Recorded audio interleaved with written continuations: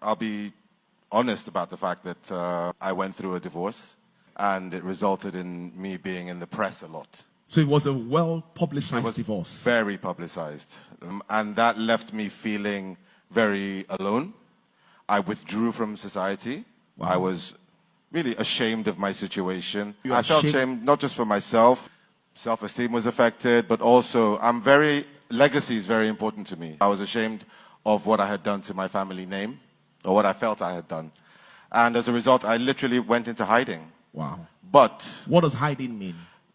I didn't want to interact with anyone. I wanted to stay in my own space, stay at home. Did you go to work? You stopped going to work? I found it very difficult to work. Wow. It was very hard. You began to lose focus. Not just lose focus, lose motivation. Wow. Lose the incentive to even get up in the morning. Wow. What am I getting up for? Everyone already feels a certain way about me, and so on. Started to lose work. As a result of it, that's when it really started to get to me.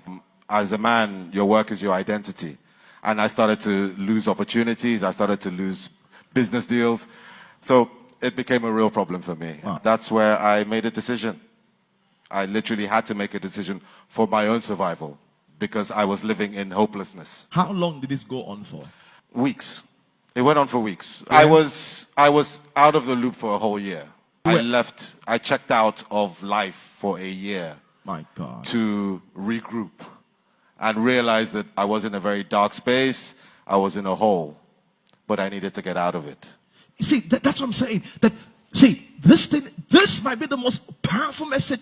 You will wonder, how come I'm not fighting in business? And the reason why is that your soul is defeated and crushed and your passion is gone. You will think you don't like ministry again. You love ministry, but you've been crushed. And so you are not motivated to do something. What was your lowest time when you were depressed? Did you cry? Did you cry? Oh, wow. I was on the floor. Could you sleep sometimes? No, sleep. What sleep? I didn't even know what that was. I had insomnia. I was paranoid as well. So the few chances that I did get to go out, I had created a scenario in my own mind that everybody knows, everybody's talking about me, people are looking at me, and that would just send me back straight into my own home. Wow. So, yes, that feeling of hopelessness and the noise that was going on around me, even though I was in silence, wow, was insane. Wow. How did you come out of this? That's where it gets interesting. Like I said, I made a choice. I decided that I didn't want to stay in this space. I did research.